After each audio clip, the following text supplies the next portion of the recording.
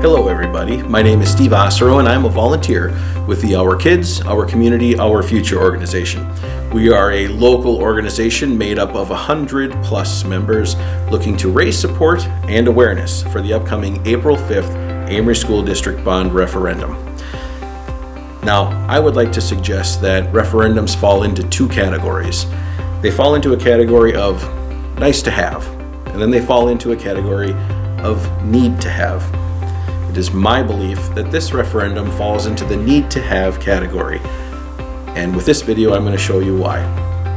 But before we get there, did you know that the Amery School District has only gone to referendum vote one time in the last 15 years? That is true. That was back in 2017 that they came to you asking for your support. And you did just that. You supported them with a passage of that referendum. Did you also know that the Amery School District is currently referendum debt free?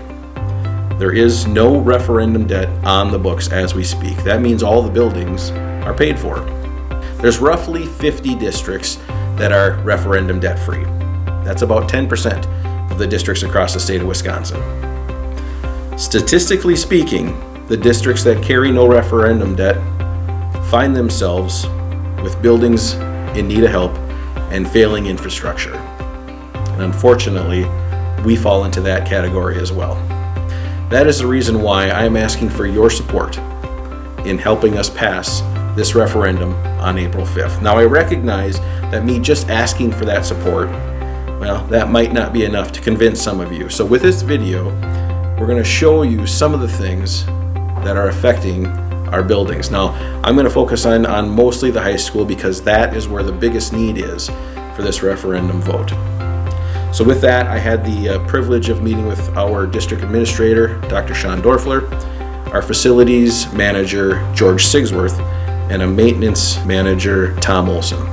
And they gave me a tour around the high school. I also got to meet with a few of the teachers and discuss some of the issues that they're seeing within the school. So with that, let's move on and let's jump right into what we saw on this tour. Thank you.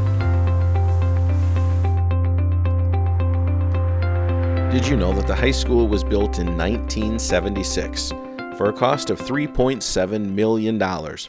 You had the auditorium off the front and the classrooms off the north and south side, and now you're approaching $10 million. To replace that structure today is estimated to cost $60 to $80 million. And that is why our district has elected to move forward with a referendum to repair what we have versus replacing what we have. So I started off my tour looking at cabinetry. Now these cabinets are fantastic in color, aren't they? Those are original to the building, 1976, so they're 45 or 46 years old. The cabinets in the science areas are just as old, also original to the building, and we're looking at cabinetry that is wore out. Countertops that are in pretty rough shape, lots of water damage, missing hardware. The walls in the high school are mostly sheetrock. And I am told by maintenance staff that they are patched 50 to 100 times per year. Another interesting thing about the high school is the walls in the high school do not go past the ceiling. They go up to the ceiling and stop. This allows for sound to travel over the walls and into the adjacent classrooms. It can be very distracting for our teachers in other rooms and our students in the other rooms as well. From here, I moved on to visit Mr. Paul Enslin, and he shared with me something pretty impressive. It's a faucet that when you turn the water on in one area, it turns the water on in another. Let's talk to Mr. Enslin now. Always kept the water off because anytime a kid would turn the water on, it'd hit the cup sinks and it would go all over. But the last time I wanted to use water in the room, I turned the water on and again realized that out of three of the 6 lab stations broke off. I mean, it's not just leaking. I mean, they're literally separated. The pipes are separated, and it just flooded half the room. You turn on the gas, and half of the gas valves work, and half of them don't work. You know, it's just difficult to run a lab-based class in that type of environment. And the heating system and cooling system, it sounds like there's a helicopter landing on the roof. Yeah, I mean, you know, you notice that a lot more than me. I think I just get You're used to it. Yeah, I get desensitized to it. You know, The other side of the building's got not constant noises, but like periodic noises Yeah. that just change every day. Yeah, because they're on the roof and they're vibrating and rattling ductwork. So we learned we couldn't do standardized tests down there because it's quiet in the room, and then all of a sudden something's going on, and people are like, "What is going on in here?" and you know, just things are starting to, Yeah, they're warm. you know, just things are starting to wear down. You know, cabinetry, locks. Right. And you know, and it's not as safe. You get. I mean, honestly, you know, if you have only 2 sinks available, you got 24 kids. They're crowding at 2 areas. You know, it's just, you know, I've seen it over the years. It's more likely for beakers to be dropped because a kid turns around, bumps into another kid, and then you get glass breakage. It's just an environment that doesn't necessarily have to be, and you wish you could avoid it. Moving forward, we want to be in a situation where, you know, if this passes, that, you know, we want to try to catch up and be a little bit more on the cutting edge and provide, you know, the students with the types of experiences that they deserve.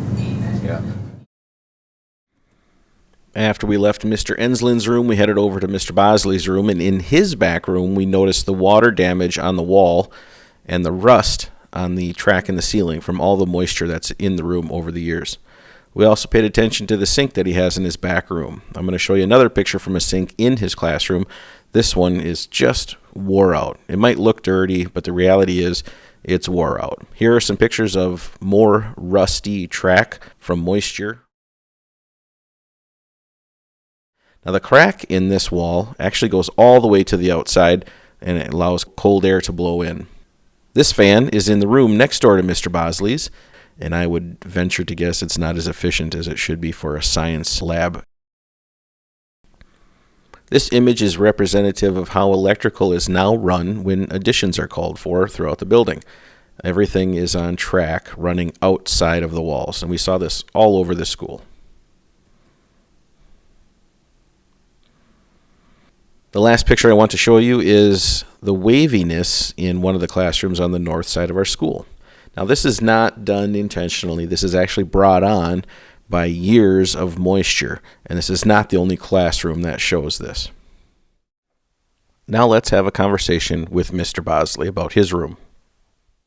You know, you can see the tables here, or you'll pan around, or that'll be in the picture probably, but you know, when the room's full, it's really tough to get around and take a look at the work that the students in the center are doing. You just got to shuffle past people when they're all working in labs. Obviously, individual tables would be a lot easier to navigate. Also, the way that the gas is set up at the student stations there, really not conducive to a chemistry class. I don't really teach chemistry, but if you had a different teacher in here, there's no fume hood, so you can't really use any kind of chemicals that have any kind of safety issues at all. It wouldn't be legal to do that in here, so you really can't use the room for chemistry at all. Next, we went outside to take a look at the brickwork at the school. We noticed a lot of water damage caused by moisture inside of our walls. Oh, okay. Mold from the through-wall flashing that's failed. So any place we see black is mold or moisture, right? Yeah. And then as you go around, you'll see that some old repairs that we've made, but we just finally started losing it to the point where we can't keep up. These are all repairs. Oh man, look at that. Yeah. We just can't. It's structurally, we can't keep up anymore. Like I say, all the off-colored stuff is bricks that we've replaced over the years. I bet if you and I started working right there, we'd be on the inside in about 10 minutes. Quite less. This is all to get the water out of the walls, right? Moisture gets in there, freezes, and it pops the brick. the wicks have failed. It's actually forcing out this mortar joint.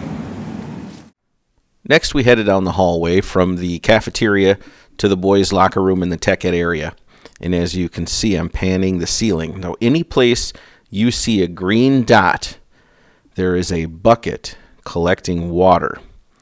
And there are more than 20 dots on this side of the building. So I'm pointing out to Mr. Osero that up in the ceiling here is a controller for all the flush valves in the building. So basically, every 15 minutes, all the urinals and toilets flush, whether or not they need to be. It can be a good thing, it could be a bad thing, depending on the occupancy. But the way the plumbing is set up, there is no individual flush valves per fixture. It's all done through one controller. Very inefficient. Any idea how many gallons you're running with per flush? Yeah, let's just say our water bill is extremely high.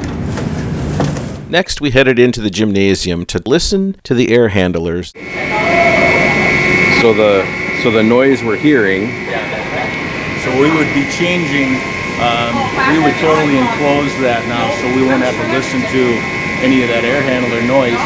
But these have got new bearings. They're just wore out. And as you go across, you'll hear that this one's even worse. I mean, could you imagine just trying to teach gym class in here? Right. What's that noise, George?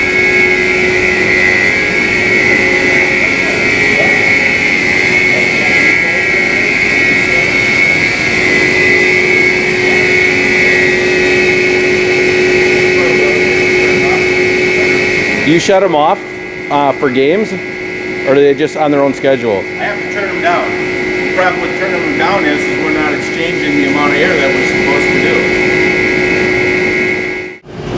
The isolation damper up there is torn from years of vibrations. Oh, look at that go.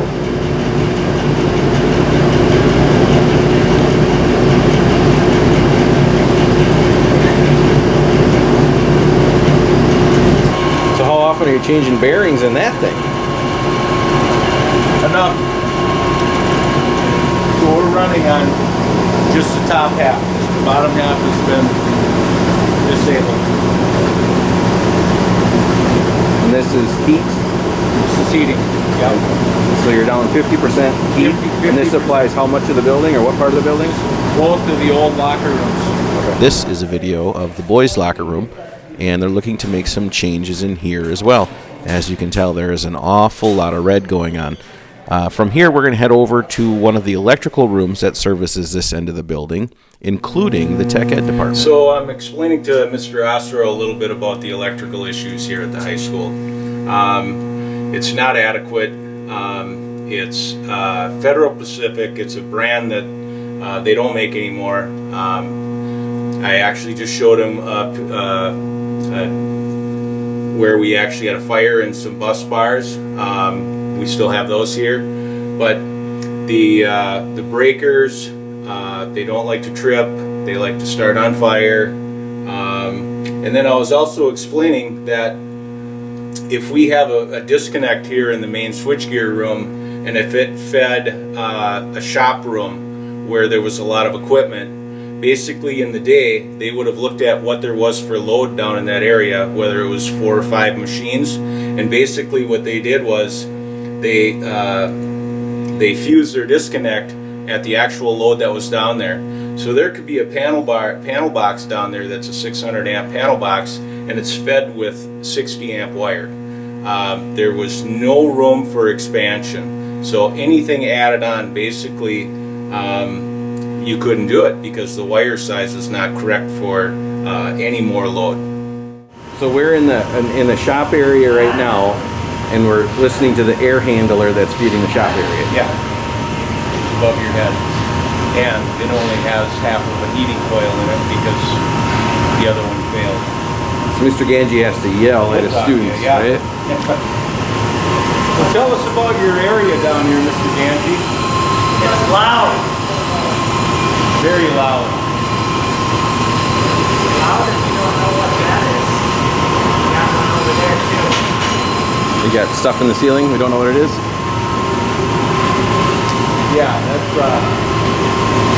that's what was probably going to be part of makeup air that should be down here that was never installed from year one. So just to clarify, we're not hearing dust collectors, right? We're not hearing those types of things. This is just straight air handles. This is the heat.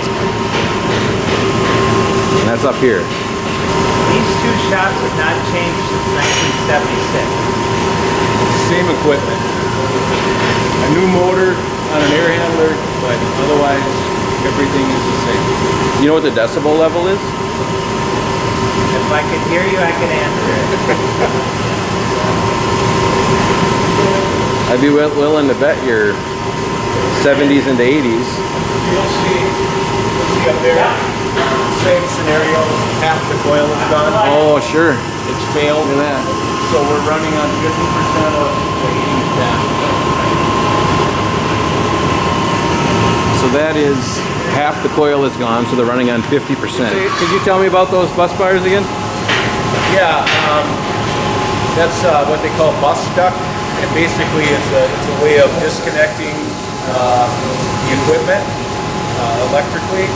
And that bus duct is now illegal because if there was an issue with this piece of equipment that it controlled, you'd have to run and grab a ladder to be able to get up there and turn it on. We showed you one furnace that's down 50% in the tech ed department, and soon I'm going to show you a second one that is also down 50%. But as we walk through the welding area, Mr. Ganji told me that he has 54 kids signed up for welding class. He can run 14 through at a time, and he only has 6 welding stations. There's just not enough electrical infrastructure there to support the need. I'm also going to show you a sink that is original to the building, and as you can tell, is not working properly. And if you look at the base, it is in need of some serious help.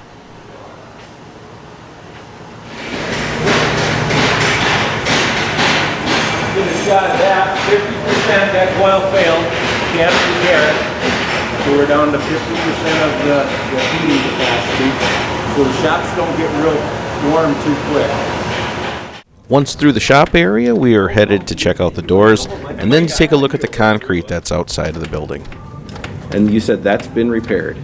Multiple times. Oh, yeah. Probably well past a dozen times.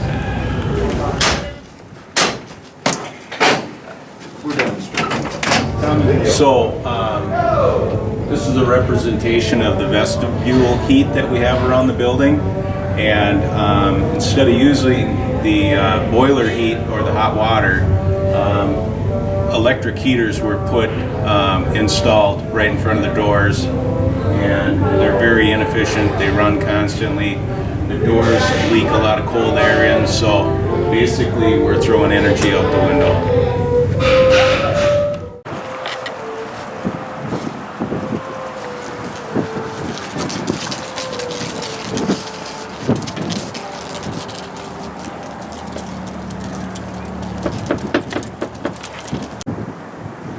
We're looking at moisture damage.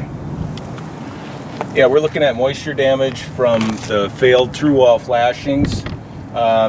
You can see from these drill holes that we've over the years had somebody come in and actually mud jack up the sidewalk to get it level and ADA. But you can see even after last year, this sidewalk is already dropped enough that the caulking is already moving out. So we would have to mud jack it again. It just needs to be poured correctly, pinned to the building, and we won't have to deal with this swale and the ADA issues that are caused by the moisture. And along here you'll see there's multiple bricks that have popped because of the moisture in the wall.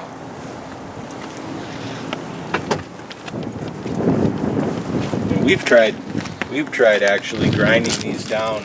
At one time, this grind mark was even with here. This is how much movement's happening.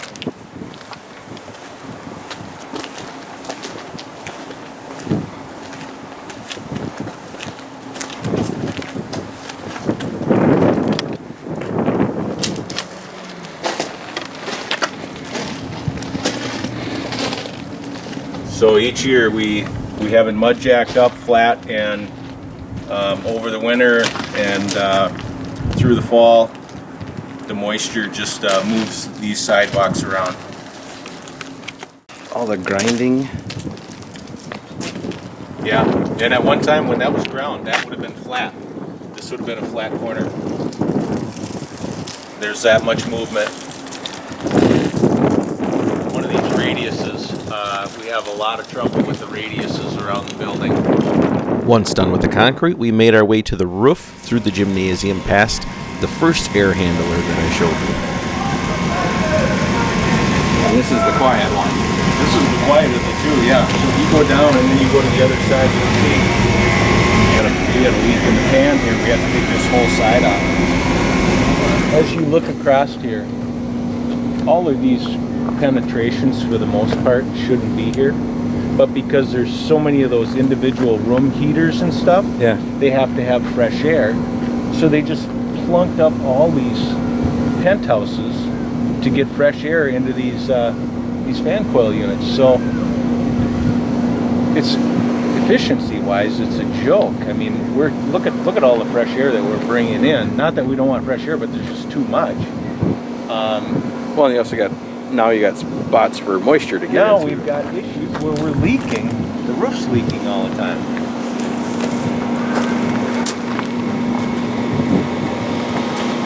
And those independent gas-fired rooftop units, Yep.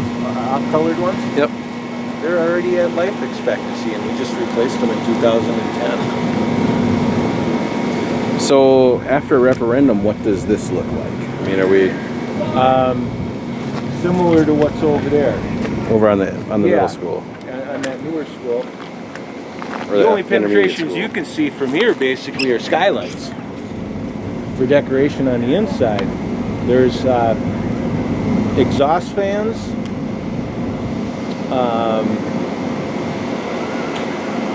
and maybe a few things from the kitchen. This is all home ec.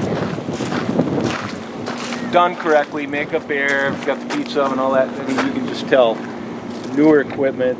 It's very quiet.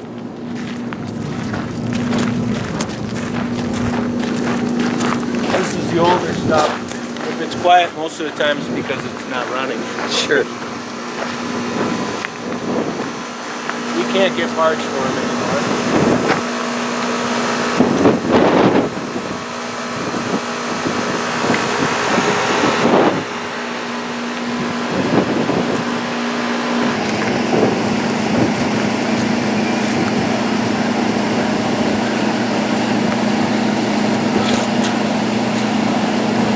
So that's moisture coming off the other roof, and it just settled here? Some of it is, but a lot of it is through wall flashing and there's failed. You can see where it actually runs down. That's moisture in the wall that's wicking down. Okay. Be a better example of it in the corner. There's enough moisture in here where it actually broke out the corners and they had to be replaced. While on the roof, George and Tom showed me some other areas of concern. You can see from the video and pictures here, we've got a spot where the water is gathered, and the rock has been moved away to identify the location of the leak. The leak was found to be around one of these vents, and you can see that it has been patched on the two different corners. Some other things I'd like to show you that I found interesting is Google Images aerial photo of our current buildings, and I want you to pay attention to the number of items on the roof of each of these buildings compared to the high school. The roof needs to be replaced at the high school. The roof also needs to be replaced at the elementary school. Now that building was built in 1967, 55 years ago. The cost to replace both of those roofs is $4.6 million.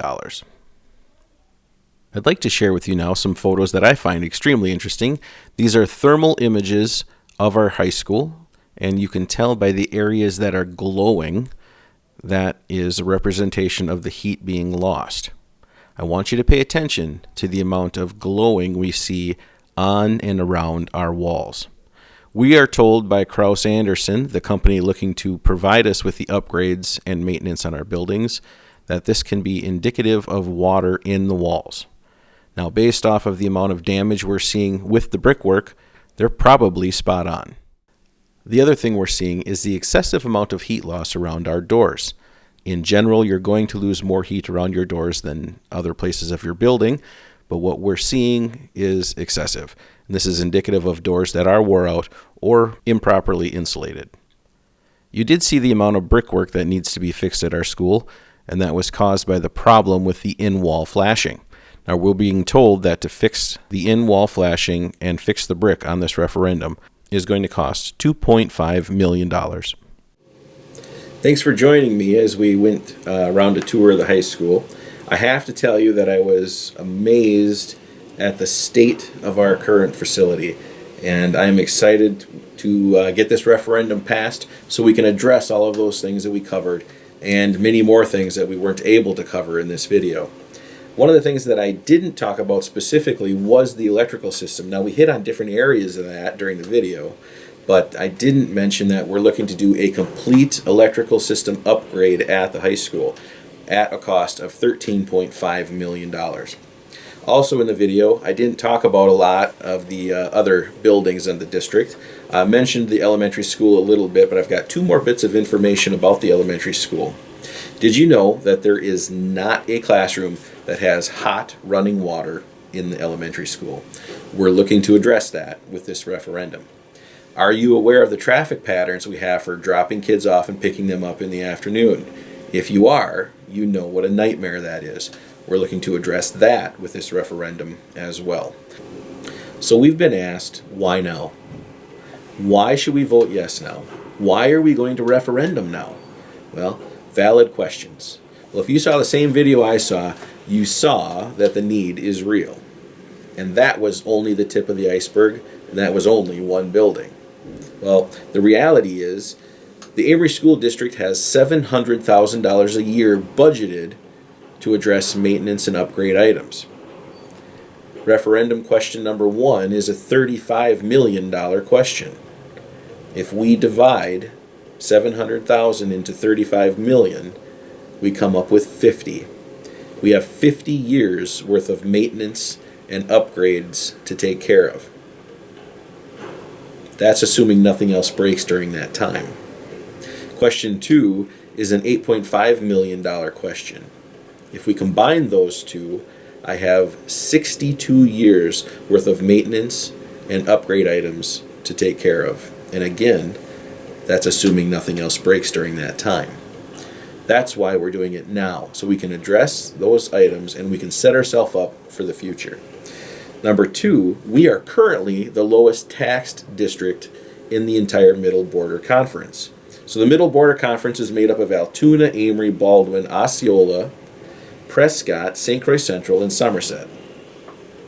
It's good to be the lowest, but actually, we're well below the state average. Passing this referendum will bring us up to just about the state average for mill rate. So why now answer 3? Well, our rate of taxation, the mill rate, has declined 7 of the last 8 years. As referendum debt was paid off, your tax rate went down. But you can say, hey, my taxes went up last year, and that's true, they did. But it was nothing the Amery School District could control. It was a formula of property values having gone up and state funding for our students going down. Because when COVID hit, 5% of the students on average per district across the state left their home district to go study online. When that happened in Amery, your head count goes down and your state funding goes down. So property values are up, head count is down, property values, property owners are made to make up that difference, your taxes go up. So why now? Item 4. Well, interest rates are at historic lows. We are being told that interest rates won't stay there and they'll be on the rise soon. It's time for us to lock in this referendum at a low interest rate. Now, the numbers that we're using for advertisements and information are 3.5%. We're told that we should be able to get something lower than that. Maybe we'll get 2.5%.